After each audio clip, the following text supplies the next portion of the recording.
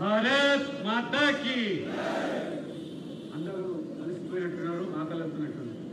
5 నిమిషాలు ఎక్కువ సమయం తీసుకుంటారు. ఎందుకంటే ఈ నినాదం ఎక్కడ దాకా పోవాలి? ఎక్కడ? ఢిల్లీ పోవాలి. ఢిల్లీతో పాటు వయనాడులో ఇవాళ మన ముఖ్యమంత్రి ఇక పాలమూరులో కాంగ్రెస్ పుట్టి మునిగిపోతా ఉంటే వాయనాడులో పోయి ప్రచారం చేస్తున్నారు రేవంత్ రెడ్డి గారు.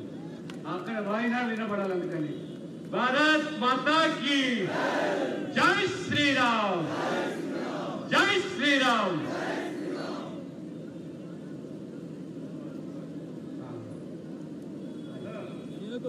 దీనికోసం మళ్ళొక్కసారి జై శ్రీరామ్.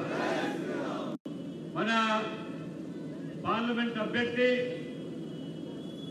నరేంద్ర మోడీ గారి ఆశీస్సులతో బీజేపీ అభ్యర్థిగా ఇప్పుడే 2 గంటల క్రితం నామినేషన్ దాఖలు చేసి మీ మధ్యలోకి రావడం జరిగింది సోదరి అరుణమ్మ గారు. ఇవాళ ఈ నామినేషన్ యొక్క ఊరేగింపు చూస్తుంటే నాకు ఆశ్చర్యం కలుగుతున్నది. ఇది నామినేషన్ యొక్క ఊరేగింప. జూన్ 4వ తేదీ నాడు ఓట్ల లెక్కింపు పూర్తయిన తర్వాత జరిగినటువంటి విజయ ఊరేగింప. ఇది నిజంగా ఆశ్చర్యం కలుగుతుంది.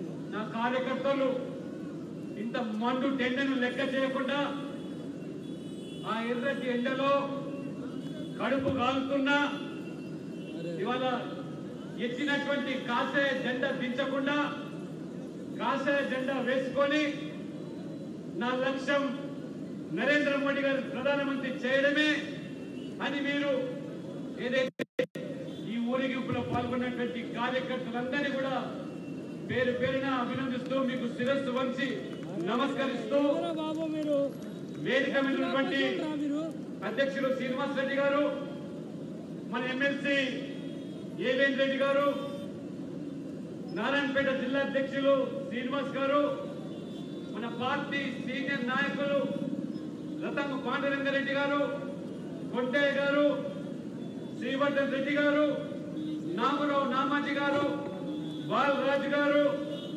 మరి ప్రశాంత్ రెడ్డి గారు, పవన్ కుమార్ గారు, నరసింహ గారు, అనేక మంది రాష్ట్ర జిల్లా పార్లమెంటు నాయకులు కార్యకర్త సోదరులు.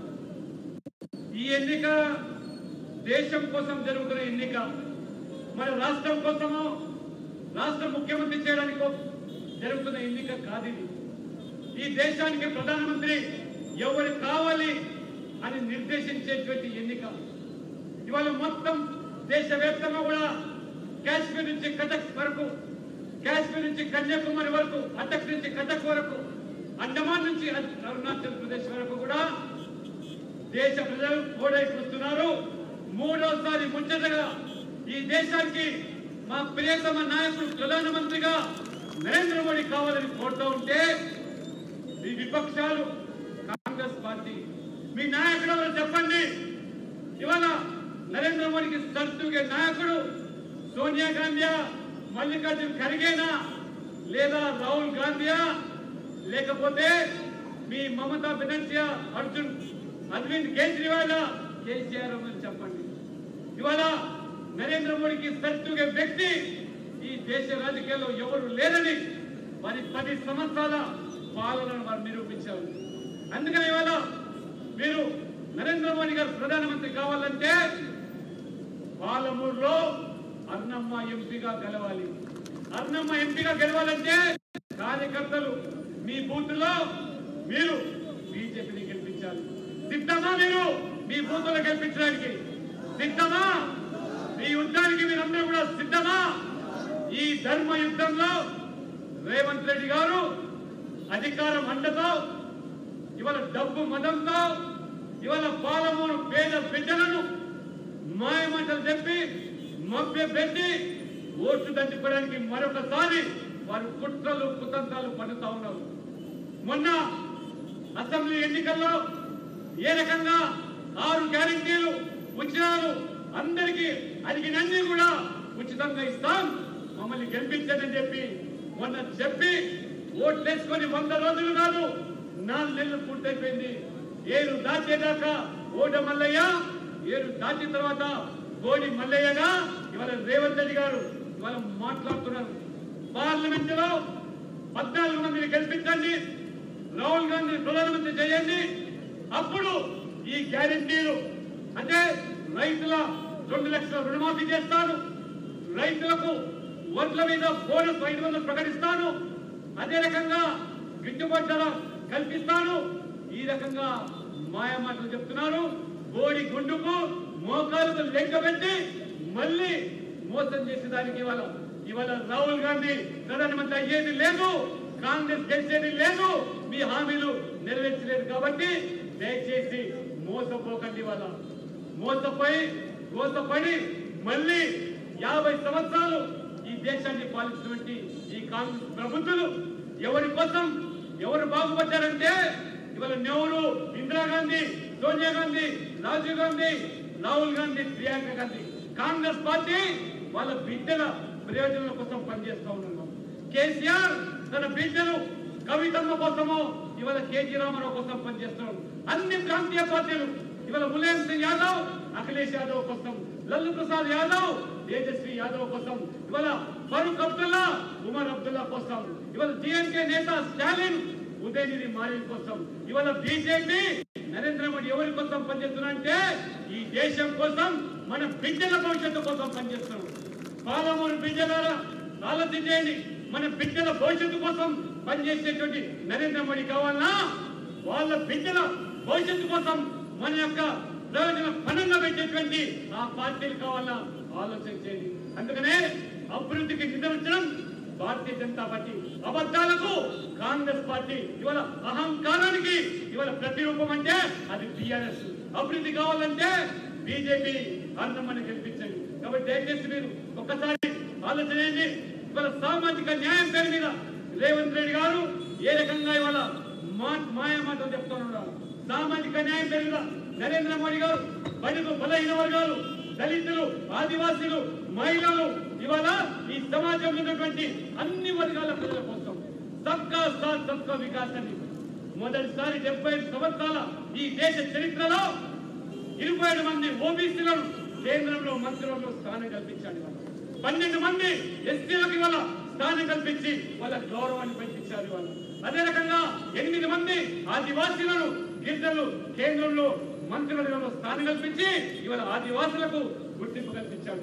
మహిళలకు ఇవాళ 11 మందికి మంత్రివర్గంలో స్థానం కల్పించి మహిళలు ఇవాళ హక్కును చేర్చుకున్నారు. ఇవాళ మైనార్టీలకు 5 మందికి కేంద్రంలో స్థానం కల్పిస్తే ఇవాళ ఈ ప్రభుత్వం మోదీ ప్రభుత్వం అంటే ఎస్సీ, ఎస్టీ, బీసీ, మహిళలు, మైనార్టీలు. నరేంద్ర మోడీ గారు కేవలం 4 జాతులను నమ్ముతారు. మీ మాదిరిగా ఎన్నికలు రాగానే కులం పేరు మీద, మతం పేరు మీద ఈ యొక్క విభజించి రాజకీయాలు పాల్పడేటువంటి దిగజారు చర్యలు కాకుండా ఈ నరేంద్ర మోడీ గారు బీజేపీ ప్రభుత్వం యువత కోసం, మహిళల కోసం, రైతుల కోసం, పేద వర్గాల కోసం పనిచేసేటువంటి సంకల్పంతో వికసిత్ భారత్ ఏమంటూ ఉంటే మీరు కులం పేరు మీద, మతం పేరు మీద, ప్రాంతం పేరు మీద, దక్షిణ ఉత్తర పేరు మీద విభజిత భారత్ గా టుకుడే గాంధీతో ఇవాళ మీరు పాదయాత్ర చేస్తూ దేశాన్ని ముక్తం చేసే పార్టీ. సామాజిక న్యాయం పేరు మీద నేను చెప్తున్నాను. ఇవాళ ఒక పార్లమెంట్ సభ్యుడిగా ఈ రేవంత్ రెడ్డి గారు గతంలో మల్కాజ్గిరిలో పార్లమెంట్ సభ్యులు గెలిచాడు. 5 సంవత్సరాలు ఎంపీగా కొనసాగితే ఈ పార్లమెంట్ ఉన్నటువంటి బడుగు బలైన వర్గాల ప్రజలు న్యాయమైన కోరికలు ఏనాడైనా గొంతెత్తి మార్చారని అడుగుతున్నారు. ఇవాళ ఈ యొక్క పార్లమెంట్ లో ఏదైతే ఇవాళ వాల్మీకి బోయ పెద్ద సమాజంలో నుండి ఈ సామాజిక వర్గం తమ హక్కుల కోసం, అధికారుల కోసం, సామాజిక న్యాయం కోసం దశాబ్దాలుగా పరితపిస్తూ ఉంటే ప్రభుత్వాలు వచ్చాయి, పోయాయి. అనేక మంది ఏ రకంగా నమ్మించి మోసం చేసి దగా చేశారో రేవంత్ రెడ్డి గారు ఒక్కనాడు కూడా ఈ వాల్మీకి బోయల గురించి పార్లమెంట్ లో గొంతెత్తి మాట్లాడలేదు. కానీ భారతీయ జనతా పార్టీ కార్యకర్తగా అరుణమ్మ గారు, రాజ్యసభ సభ్యునిగా మీరు ప్రాతినిధ్యం వహిస్తున్నారు. మా జిల్లా విద్యనటువంటి ఈ వాల్మీకులు బోయే సమస్య ప్రస్తావించాలంటే ఒక్కసారి కాదు 2 సార్లు నేను పార్లమెంట్ లో రాజ్యసభలో నరేంద్ర మోడీ గారి దృష్టికి తీసుకెళ్లేదానికి వీళ్ళకి న్యాయం జరగాలంటే కార్యక్రమం గొంతెత్తాను గొంతు విప్పాను. అది భారతీయ జనతా పార్టీ సామాజిక న్యాయం అంటే. అంతేకాదు ఇవాళ మాదాసి 2 సార్లు అసెంబ్లీలో ఈ కురువ సమాజం గురించి మాట్లాడాను. అదే రకంగా పార్లమెంట్ కూడా ప్రస్తావించాను. కాబట్టి దయచేసి ఇవాళ కొత్తగా రేవంత్ రెడ్డి గారు ముదిరాజుల గురించి లేదా ఇవాళ బీసీల గురించి మొసలి కన్నీళ్ళు కాస్తున్నారు, కపట నాటకం చేస్తున్నారు. నమ్మి మోసపోకండి. ఇవాళ బీసీలైనా, ఎస్సీలైనా, మహిళలైనా, యువకులైనా, రైతులైనా వారి యొక్క న్యాయం చేసేటువంటి పార్టీ ప్రభుత్వం అది భారతీయ జనతా పార్టీ మాత్రమే చెప్పి మీరు ఒకసారి తెలియజేస్తూ ఇవాళ నరేంద్ర మోడీ ఆశీస్సులతో అరుణమ్మ గారు మీ మధ్యలో ఎంపీగా పోటీ చేస్తారు. మనందరి బాధ్యత నరేంద్ర మోడీ గారు మన ప్రధానమంత్రి కావాలి. మీ కళలు సాకారం కావాలంటే అరుణమ్మ గారిని భారీ మెజార్టీతో ఖచ్చితంగా ఇవాళ పార్లమెంట్ లో మహబూబ్ నగర్ లో గెలిపించాలి. గెలుపు ఖాయం అని నిర్లిప్తతో అది ఆత్మవిశ్వాసంతో కాకుండా ప్రతి బూత్ లో బీజేపీని గెలిపించి అరుణమ్మని గెలిపించి మోదీ గారిని గెలిపిస్తేనే మోదీ గారికి మనం కానుక ఇవ్వగలుగుతాం. పాలమూరు ప్రజల నీటి ప్రాజెక్టులు కానివ్వండి, సాగునీటి ప్రాజెక్టులు కానివ్వండి, సాగునీటి సమస్య కానివ్వండి పరిష్కారం కావాలంటే అరుణమ్మ గారు ఎంపీగా గెలవాలి. కేంద్రంలో మోదీ ప్రభుత్వం రావడం ఖాయం. ఖచ్చితంగా 3వసారి బీజేపీ అధికారంలో రావడం ఖాయం. ఇవాళ కాంగ్రెస్ పార్టీ 40 సీట్లు కూడా గెలవలేని పరిస్థితి ఉన్నదనే విషయాన్ని నేను కాదు, నీ కూటమిలో ఉన్నటువంటి మమతా బెనర్జీ చెప్తా ఉన్నది. నీ సాహసం నాకు అక్కర్లేదు. బెంగాల్లో నిన్ను నమ్ముకుంటే నా పుట్టి మునిగిపోతుందని చెప్పి కాంగ్రెస్ అవసరం లేదంటున్నారు. పంజాబ్ లో కాంగ్రెస్ అవసరం లేదంటున్నాడు. 12 రాష్ట్రాల్లో 1 సీటు గెలవలేని కాంగ్రెస్ పార్టీ ఇవాళ అధికారంలోకి వస్తాం, రాహుల్ గాంధీ ప్రధానమంత్రి అవుతామని నమ్మి ఇవాళ మనం రేవంత్ రెడ్డి చేసేటువంటి మాటలకు నమ్మి మోసపోకండి. పాలమూరు ప్రజలు పేదవాళ్ళు కావచ్చు, ఆకలితో అలవడించవచ్చు, ఈ రోజు వలస కార్మికులుగా దేశవ్యాప్తంగా విస్తరించి కానీ ఆత్మ గౌరవాన్ని అమ్ముకునే జాతి ఈ పాలమూరు జాతి కాదని చెప్పి నిరూపించాలి. కాబట్టి మీ అమూల్యమైన ఓటు కమలంపు గుర్తుకు ఓటు వేసి నరేంద్ర మోడీ గారిని ముచ్చటగా 3వసారి గెలిపించి విశ్వ గురువుగా భారతదేశాన్ని తీర్చిదిద్దడానికి భవ్యమైనటువంటి మనకి ప్రధాత నరేంద్ర మోడీ గారికి కానుకగా ఇస్తారని చెప్పి ఆశిస్తూ మీ అందరికీ కూడా హృదయపూర్వకంగా ధన్యవాదాలు చెప్తూ సెలవు తీసుకుంటా ఉన్నాను. భారత్ మాతా కీ జై శ్రీరామ్.